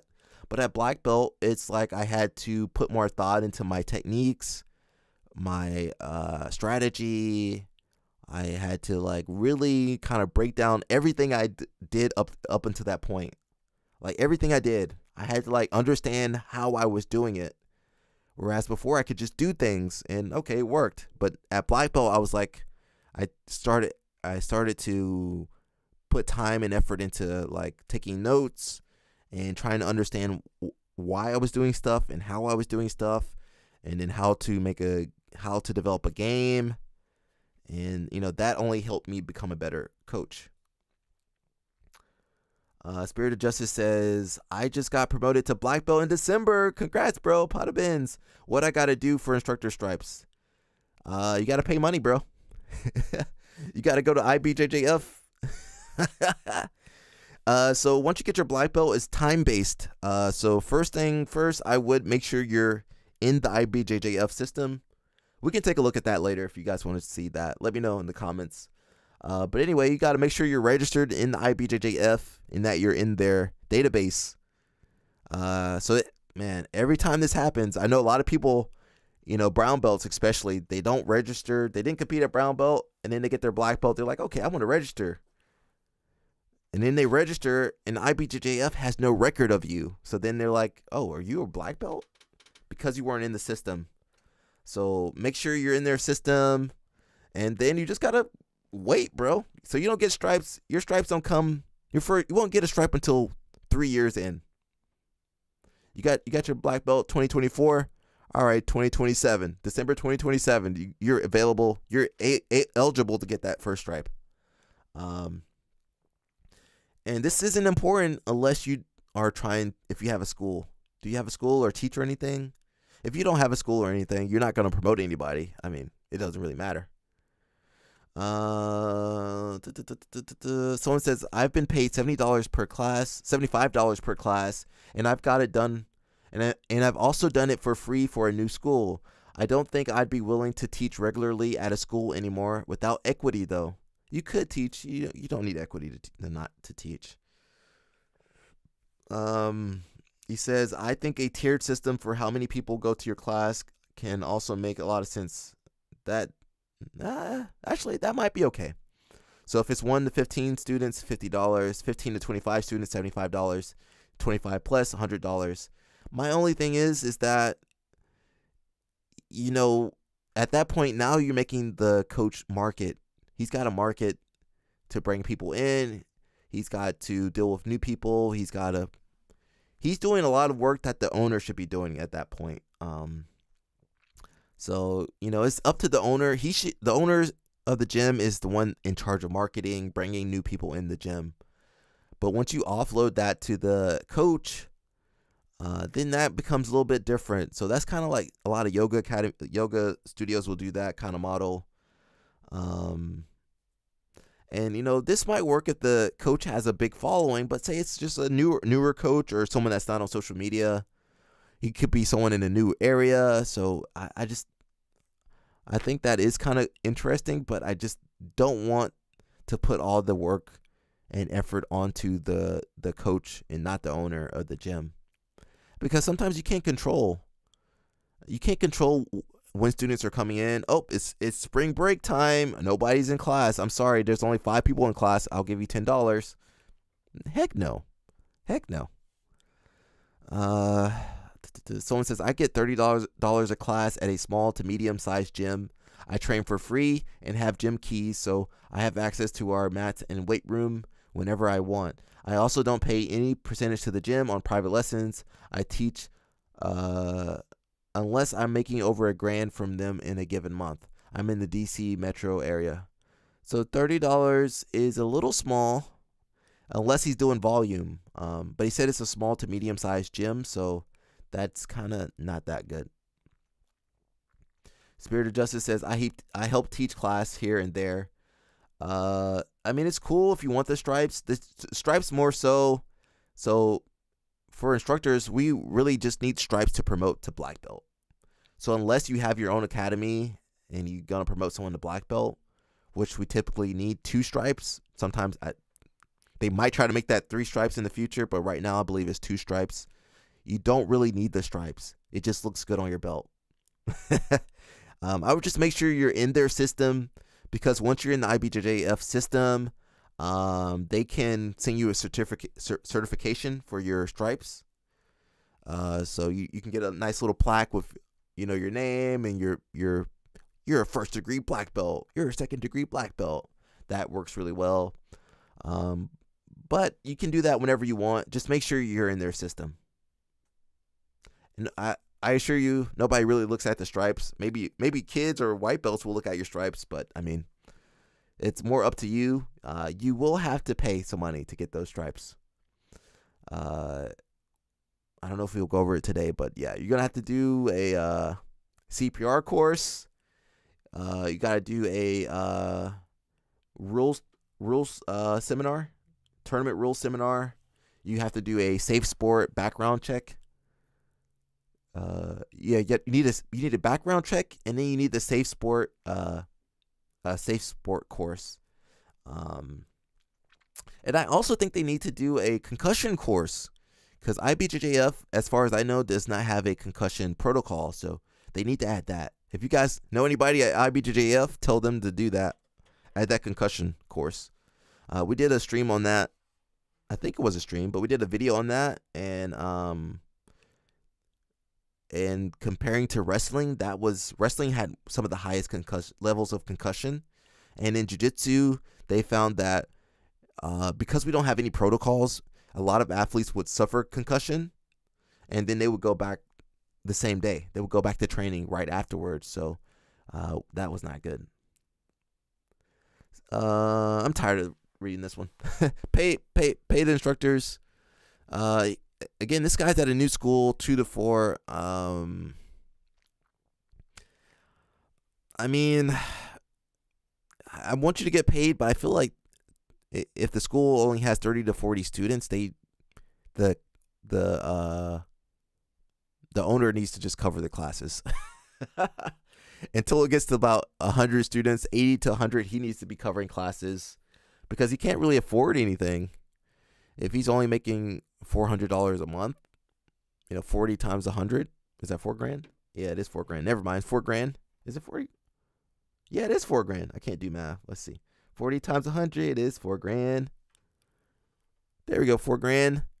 Actually, yeah, but rent's $2,000. Or $2,500, $2,500, $1,500. Ooh, it's gonna be tight. It's gonna be tight. Let's see, 75 times 4. Yeah, actually, yeah, you should be at least paying $50. 50 times 4. Was it 2 classes? 2 classes a week. Shoot, my bad. 8 classes times 50. Yeah. I mean, if you're in America right now, I think it needs to at least be $50, bro. $50. $50, I think. And that's not even including black belt. I'm just assuming anybody that could coach a class, let's say brown belt to black belt, maybe even purple belt, I think it needs to be like $50. You guys might hate me for that. But yeah, to put up with these students nowadays, to put up with some of these kids, they need at least $50. Yeah, they need at least $50. That $50 don't go as far as it used to either. I think I was making $50 a class in 2011, guys, as a brown belt. And people still getting paid $50 a class. I mean, I don't know, man. What do I know? So moving on, we got want to teach BJJ for a living? Follow these 4 steps. We got Hiron and Hinner, your favorite Gracies. I know you guys love the Gracies. Oh, they had another video too. We ain't gonna look at that. Let's look at this one. 5 minutes, I can do that. Program. Welcome to the Gracie University Instructor Certification Program. Using this process, we have certified hundreds of instructors all over the world to teach our specialized Gracie Jiu-Jitsu programs. In case you haven't been to one of our certified training How much centers, do Gracies let us pay? give you an idea of what's happening on the front lines. Johnny Vasquez, Apple Valley, California, corporate job, regular guy, falls in love with Jiu-Jitsu through Gracie University. Online, opens a Gracie garage, accumulates 19 training partners, and then he goes, man, this is so much fun. I want to go for it. He goes through the ICP, graduates, opens a level 1 certified training center, tiny little school, and in under 6 months, he has over 75 active students. So he outgrows his school, and now over the next 3 years, he moves twice. And now he reaches over 350 active students. And he does this all as a blue belt, bro. you guys. And that corporate job, he quit that a long time ago. Carlos Leal, Taekwondo master, gets intrigued by jiu-jitsu, starts practicing, eventually goes through the ICP. And then he graduates, goes home, and starts teaching Gracie Jiu-Jitsu side by side with his Taekwondo They should not use Before ICP, you know bro. it, though, the Jiu-Jitsu starts to take over. And the interest for Jiu-Jitsu is growing and growing and growing. And today he has dropped teaching Taekwondo. And he dedicates 100% of his energy to teaching Jiu-Jitsu. Because that's what the Did he students just change the sign? Wait a second, wait a second, wait a second. Did he just change the sign? And growing. And today he has dropped. All right, let's see. Look what he got on there. Okay, Taekwondo or Taekwondo. I don't think he changed anything. Did he change anything on the? He already had the Gracie here. He just changed the sign. Teaching Taekwondo, and he dedicates 100. Nah, he just he just changed the thing on the. Growing and growing and growing. He just changed and today he has dropped teaching. He changed it. Oh no, he just changed the signage. Taekwondo, and he dedicates 100% of his energy to teaching. Yo, bro, when you put Gracie on there, that gets people in the door. I'm not gonna lie. You put Gracie, people know Gracie. They going. Danny Choppa says it's funny when I used to instruct the kids class. It almost felt like the kids were easier than the adults and teens. Maybe I just got lucky. You might be more childish. That's all, bro. You connected with the kids a little bit easier. Kids can be fun, you know. I think I talked about yesterday teaching kids. I be roasting kids, bro. I have so much fun because I be roasting the kids the whole class. Like, all right, little Timmy, what are you doing over there, little Timmy? All right, you bumped your head, little Timmy. That explains everything, little Timmy. I be roasting the kids, bro. I be roasting the kids. I be trying to make the parents laugh. Yo, I be roasting them kids. Because they be messing up. I'm like, all right, bro, what was that? What kind of ninja roll? What was that? Bro, I be roasting them kids, bro. And they easier to beat up. You can beat up them kids. You get the adult class, like, all right, I can't beat up everybody. But kids, you can beat up them kids. Jiu-Jitsu. Because that's what the students are asking for, and that's what he's enjoying teaching. So now he's a certified training center, level 3, 100% Gracie Jiu-Jitsu. Robbie Singh, Melbourne, Australia. He was already a black belt. He's been teaching for many years. He decides to do the ICP. And he was always hovering around 100, 120 students pre-ICP. Once he graduated, he leaves here, and in under 3 years, he surpasses 650 students at his certified training center. You guys, his belt did not change through the ICP. But look, guys, look. Do you notice anything? Look at all the students. Look at all the students, okay? Look at the class one more time. Here, and in under 3 years, he surpasses. I see one blue belt. Maybe a purple belt. I can't tell over here. I can't tell what this guy is. Okay, one blue belt in class and a million white belts. Which is good or bad? It's good because you want a lot of white belts in your program. But guys, do you want your program to only be white belts and one blue belt? Is that good? Let me know in the comments there. Let me know in the comments what you guys think. 650 students at his certified training center. You guys, his belt did not change through the ICP. Sacred blue belt, the only thing that changed was the operating system that he was using to run his school, and now he's killing it. One of the I hate that. I hate when I got the operating system that he was using. I hate when they got the belts over the, the nogi over the nogi. And I don't know, bro. Well, shout out to Mika Gaval's father. They were doing that. They did that at ADCC. I thought it was a little weird. What did you guys think about that? I was like, I don't know, man, because they wouldn't let you grab the belt. But they should have let you. They should have let the people at ADCC grab the belt because that would have been fair to me. But they said because it was part of the uniform, you couldn't grab the belt. But who ever heard of having a belt you can't grab? What in the world? To run his school, and now he's killing it. One of the biggest schools in Australia as a certified training center. Pink belt. Wait a second. We've created the most pink belt. One of the biggest schools in Australia as a certified. Guys, what is the pink belt, guys? Can you guys tell me what the pink belt is?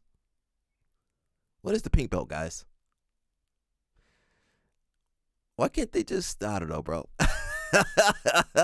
What is that pink belt, bro? Certified training center. Bottom line, we've created the most comprehensive instructor training program for any martial art. And it doesn't matter if you're just getting into jiu-jitsu, or if you're already a black belt like Robbie was, if your dream is to teach Gracie Jiu-Jitsu, we have the path for you. And it's broken down into 4 distinct steps. Step 1, reserve your territory. We only certify 1 school in each territory. So the very first step of this process is to make sure that your territory is even available for the taking. And if it is, you'll have the option to reserve that territory for up to 12 months while you learn the material. Step 2, learn Gracie Combatives and Gracie Bullyproof. These are the beginner level programs that are offered at every certified training center around the world. And because they're online, you can learn them from anywhere. You'll have to score a 95 or higher on the official Gracie Combatives test, and this can be done at a certified training center or online via video upload. Step 3, complete the instructor certification program. If you pass the Gracie Combative test with a 95 or higher, you will unlock the online instructor course. Now, this 60-day online course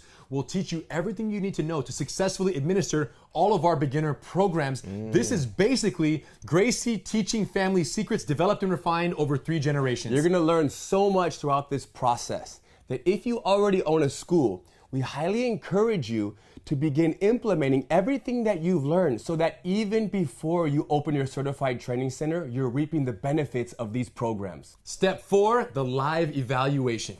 Once you complete the online course, you'll be invited to the in-person evaluation so we can verify your techniques and teaching methodologies. They ain't rolling over there, guys. And if you pass this live evaluation, you'll be certified to teach our programs and establish a certified training center in your community. Your CTC will begin as a level 1 certified training center, which means you qualify to teach Gracie Combatives and Gracie Bullyproof to beginners. And if you continue training, continue growing your own personal jiu-jitsu level, your certification status will increase to level 2, level 3, and eventually level 4, the highest classification for any certified training center. You guys, teaching martial arts without a plan is like getting into a street fight without jiu-jitsu. You might survive, but it's not gonna be pretty. Listen, you guys, it took us 100 years as a family to figure it out, but we finally did it. We know how to figure it out. You got it from the Japanese. We know how to run handed it to you. martial arts academies. Bottom line, we've taken out all the guesswork. All you have to do is commit and learn the system. In the past, you had to put your life on hold and move to California with hopes of becoming certified. But now,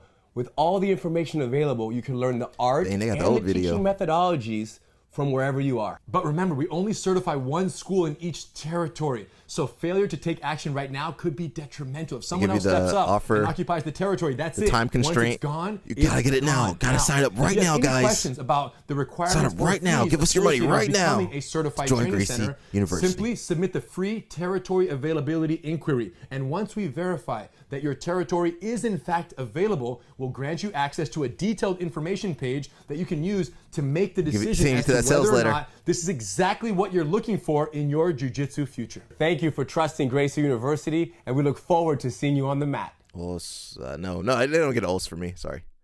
So yeah, I talk a lot of crap about the Gracie University, but I think they have a really good system. I think some of the programs, if you're teaching, some of you guys out there teaching, I think it's worth it. So kind of the way I came up, I had to learn like a lot of self-defense. I had to teach kids. I had to teach beginners. And I was also shadowing, some of the best instructors in the world, guys like Cobrinha, Romero Jacare, Lucas Lepre, Leo Noguera, world champions that were also really good at teaching. There was also really great instructors, Fabio Grigel, Soluso, tons of great instructors over the years, just from, Marcelo Garcia, tons of great, Tarsis Humphreys, Michael Lengi.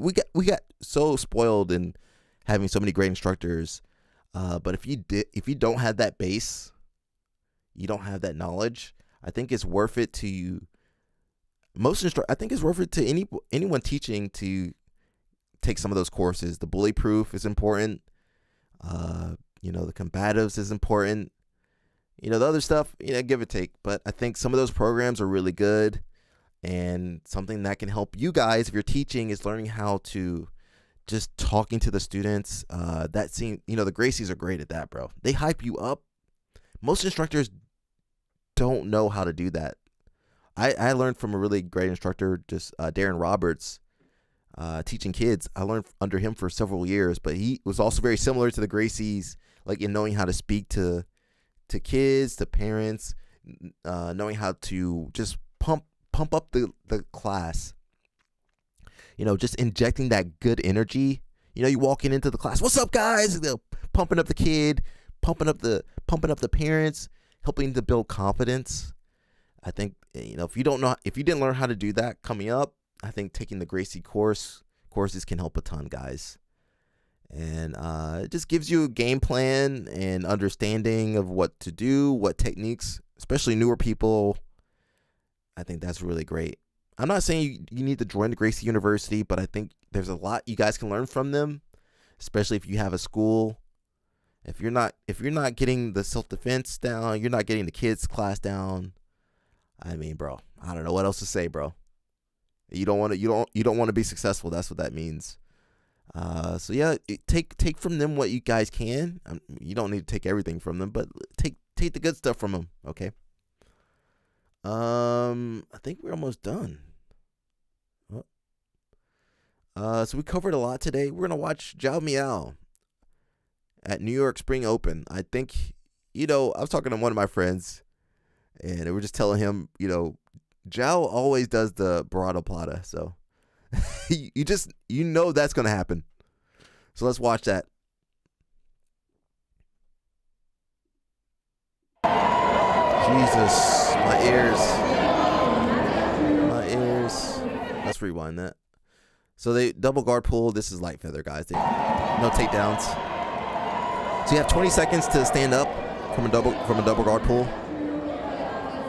Zhao's looking to invert. He's looking for that Barada Plata, guys. He can't get it, so he's maybe looking for the bolo. Controlling the pant leg. From here, he can get into a crab ride, just for the bolo, or he can go either side. So he goes up. Okay, so 20 seconds went by. They stand them up, and they both get a penalty. 20 seconds, guys, is all you got. They both get a penalty. They restart. They're going to double guard pull again. Zhao's smart. He decides to come up. And that shouldn't have been 2 points. Let's slow that down. Let's slow that down, guys. We've got the technology. So it's only 2 points if Zhao grabbed the leg first. So we're actually going to slow that down. Let's see if he actually should have got those 2 points. You guys watching with me real time.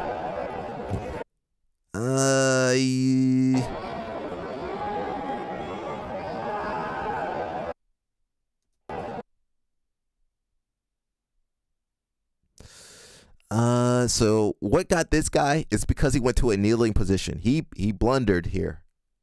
He blundered. Because he went to a kneeling position, he's not grounded here. He's not grounded. And then Zhao makes contact, and then he sits. That's 2 points.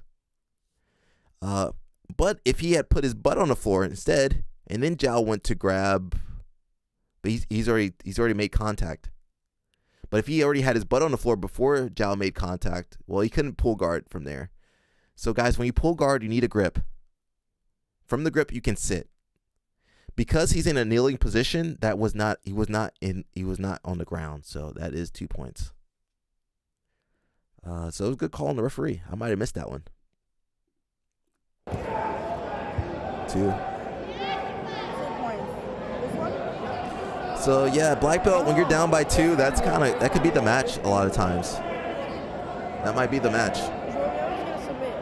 So Zhao's really good on top. His passing is good.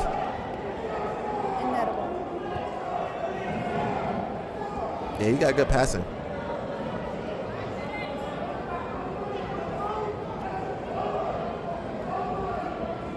Yeah, he got good passing. It's kind of in like a folding pass, kind of almost a tripod pass a little bit. Some float. You trying to hook the leg right there? What is on his foot? You guys see that? Oh, his strings. Zhao might pull his own pants down. Referee, come on, referee. Referee, the thing stuck in his toes. Wait a second. That thing stuck in his toes. And referee didn't see nothing? So it's kind of like almost like a floating pass here. Tripod. And then the loop thing gets stuck in his toes. So he's got both hips controlled. Referee, what are you doing, referee? Referee, come on, referee. Seriously, bro? I think referees should be constantly circling just to see what's going on. Obviously, he's looking at the heads to see. Opponent is pretty much screwed. He's done from here. Zhao, he can go for a bolo, crab ride. He might set up that Barata Plata.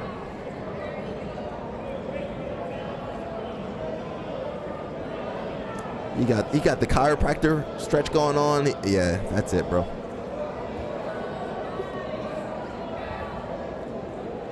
He about the bolo.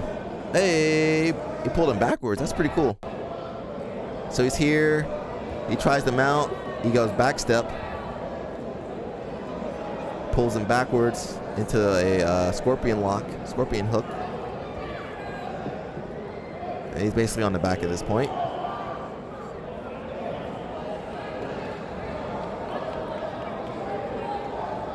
Bro, Zhao needs to go back to adult. The only thing with adult is that they test you. That might be why he can't go back. Because he'd be terrorizing Masters division.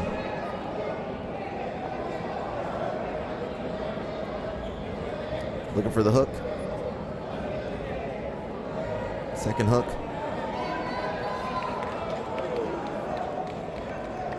Onto the back. Yeah, there you go.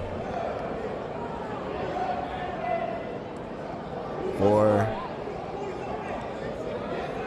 I mean, this slight work for Zhao. He just go in here, win the division, and then he's done.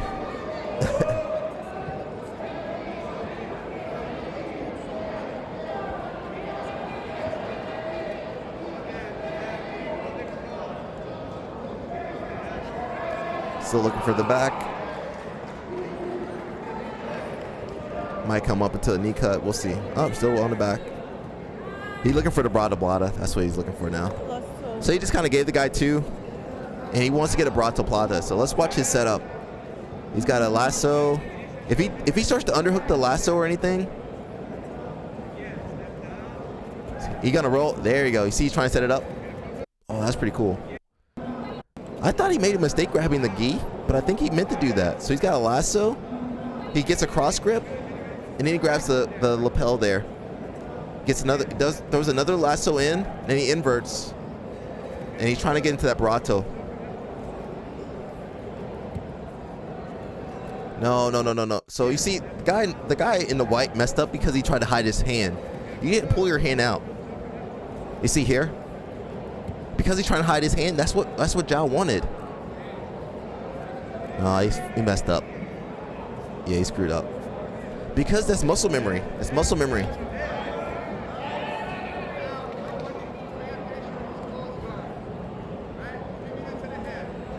He about to get you, bro. Nah, he screwed up, bro. Not sure why he hasn't submitted. You gotta tap out. Yeah. You gotta tap out. So he messed up. So he shouldn't have been chilling there. Obviously, I think you guys start pulling your arm, but he's on that arm. The thing is, when you hide your arm, which is what we normally do, right? You're gonna get caught. Not sure why he hasn't submitted yet. I need to do a video on the Barata Plata. It's a really interesting move. Yeah, it's already gone.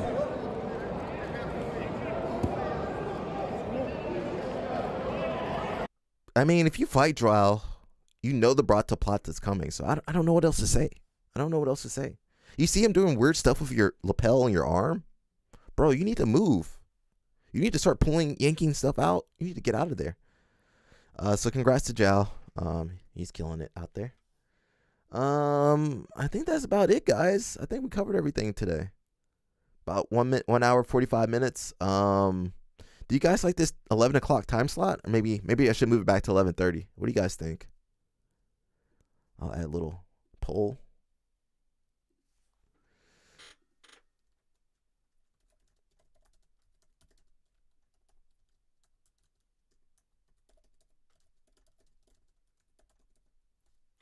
I should have put this poll up earlier.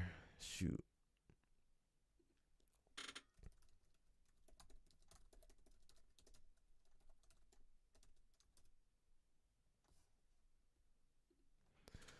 So I'm putting a little poll there, guys. If you can, I should have did it earlier.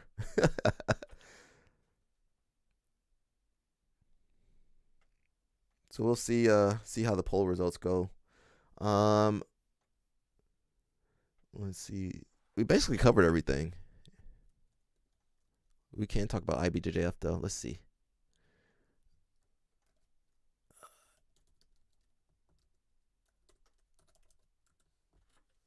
So I put a little poll up there, guys. You guys do like 11 o'clock?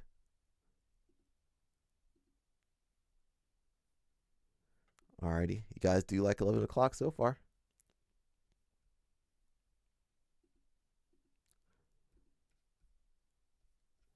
So we will go over the black belts. What is that? So I think Daniel Chapa had a question. We'll go over here.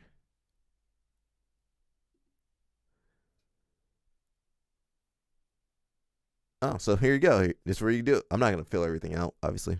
Am I logged in? Okay, I'm not logged in. That's good. So you go here, you go to black belts, right up there. It takes you to black belt certification, and then you say, are you updating your black belt certificate to a new degree, or are you applying for your first black belt certificate? Okay. So that's why I said you need to be registered in the system somehow. Usually when you're competing, if you did compete, you would be in the system.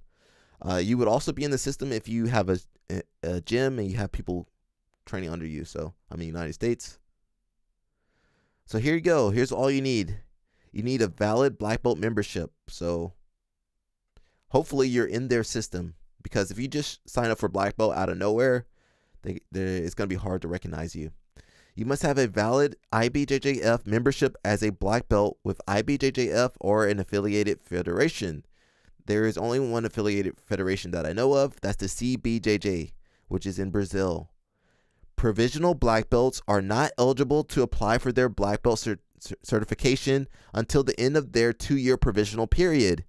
So if you're not in the system, it's going to take 1 year to 2 years for them to recognize you. You need a first aid course, which could be CPR or basic life-saving course. You got to do a rules seminar, and you got to do it within 12 months, within the last 12 months of your request. And you need to get 70% or more on the test taken. And you can do it in person or online tests. You need a background check. U.S. professors must have a background check on file with the NCSI within the last 12 months. You also need a safe sport, which is, just protection of people, the students, and we'll click on it so you guys can see. It's an online training course that is necessary for is a necessary educational tool for prevention of abuse in sports. Really important. And I think they need to add a concussion course. All instructors should know how to treat concussions, not treat concussions, we can't treat them, but how to identify concussions and the steps moving forward. So you shouldn't have someone get concussed and then in the class the same day or the next day. Okay? You need like a week to 10 days off. 7 to 10 days off. Once you got all that stuff, you got to come over here and pay $460 USD. Bro, that's why I haven't done it. $460? It was $400 before. They made it $460. Dang. You got to pay $460. And then once you do that, you fill all that out. You fill all the information out. You pay that fee. And then IBJJF has to review your application. And then once that's done, they will print your certificate. Okay. So that's why I don't really care about the stripes or anything. Because I think they will keep track of your belt and your stripes for you. But I mean, bro, that's kind of a lot, right? That's kind of a lot. All right, guys, I think that's good. I'm kind of tired. Can I make myself big? That's pretty good. I'm liking the streams. I'm gonna try to do right now. I'm thinking Monday through Thursday. I can do the stream at 11 a.m. Eastern time. So if you guys like that, Danny Chape said, "Sheesh, they are really making bank." I mean, they make money from that, but they make a lot of money from the memberships. So to access your membership, which would be like here. Okay, oh wait, you can't see. Yeah. So to access your membership, you come here. Let me click. There you go. Look. So just to have access to register for their tournaments, you have to have an online membership, which has a fee. Have different fees. It says your registration at IBJJF is your identity within the world of jiu-jitsu. Okay, pause on that. You sure that's the world of jiu-jitsu? With it, it guarantees the possibility of participation in our official events. So a new membership, they raised that up. A new membership fee for 1 year, participation in official events, athlete and competition history is $45 per year. Dang. They got us, bro. So you got to pay that before you can register for the tournament. If you're a minor, that fee is $30. So I've been around. It used to be $30. So they raised the fee. What am I getting for the extra money, bro? I ain't getting nothing for the extra money. These online programs are like, oh, we got the servers cost money. And then to renew, so after you got your registration, and then once that year's up, you got to renew for $40. So I'm gonna be honest, bro. I've been paying IBJJF for almost 20 years. They had this system since 2015, I believe. Did we pay online before? We used to pay online. But I think this system was from 2014, 2015, when you had to start paying memberships and stuff, I think. I could be wrong. So you got to pay all this. So you got to pay your membership fee. You got to pay your tournament fee. You got to pay your certification fee. You got to pay for parking when you go to these tournaments. We went to Pans. We had to carpool because it's $10 every day. Bro, Jesus Christ. I might need to do Jiu-Jitsu World League, bro. Danny says, yep, luckily that's not as bad as it seems. I got my stuff filled out. However, this is kind of why some people get turned off. You don't really win cash prizes except black belts, maybe. Yeah. And even to win that cash prize, you gotta beat the best guys in the world. You gotta beat Wierzynski. What do you think your chances are against Wierzynski, guys? Not high. You gotta fight Tynan. You gotta fight Wierzynski. You gotta fight Pato. I mean, where are you? How are we supposed to win? How are we supposed to win? He says makes for fun memories with the bros. Yeah, we had the carpool. It does, bro. You know, broke memories, bro. You spend all your money, can't afford no acai. You spent $300 at the tournament. Can't afford the acai. Yo, I wish I could afford some of that acai, but I had to pay my registration fee, had to pay parking, and then the tournament, the renewal fee. Can't afford that acai, bro. Dang, they got me. And you know what? You get to the tournament, they're like, oh, that gi's not regulation. So now you got to buy a new gi, new belt. Dang it, bro. God dang it. Jiu-jitsu is not for poor people, bro. How are you supposed to afford all this? And that's, say I've been a black belt for 10 years. And dang, you tell me, no, I paid $3,000? No way. $30? No, wait a second. $300.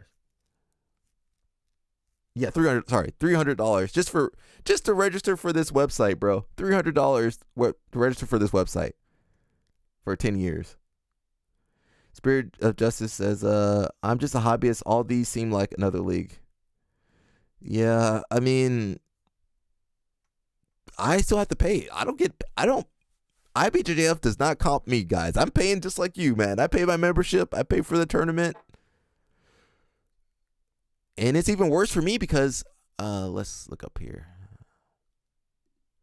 because I have to get points to compete. So it's like I have to spend money so I can possibly get points so that I can compete at bigger tournaments. So it's just like I'm just wasting even more money, basically. I'm just wasting even more money. Let's see where I am.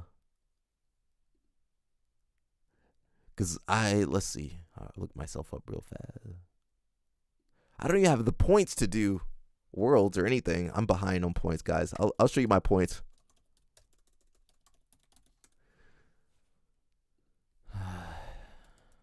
It needs your middle name. There you go. Look.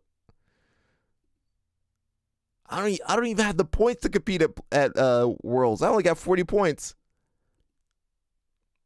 And the worst thing is every year your points are worth less, like they're weighed less. So say I got first place one year, then the next year that's going to be worth like 9 points or 1 point. So that sucks, you know. So yeah, I got to get more points. So I have to pay more money to compete. I didn't get points at the other tournament. I got to do another tournament. So it's just a vicious cycle, bro. Vicious cycle. So I think that's it, guys. Tomorrow I'm training in the morning, so I might be going to Twitch tomorrow. If you guys are on Twitch, let me know. Are you guys on Twitch? It's basically the same thing, but on a different platform.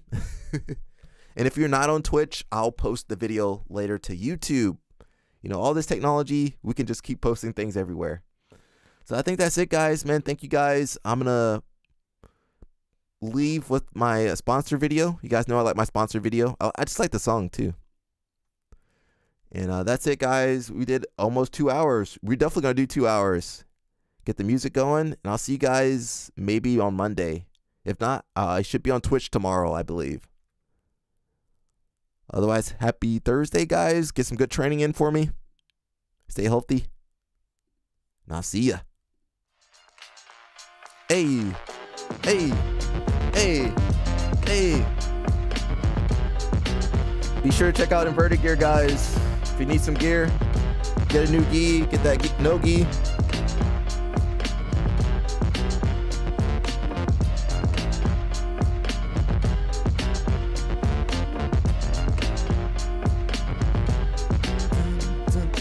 Offer code Alec. You guys know the drill. It's the same old, same old. We'll see you guys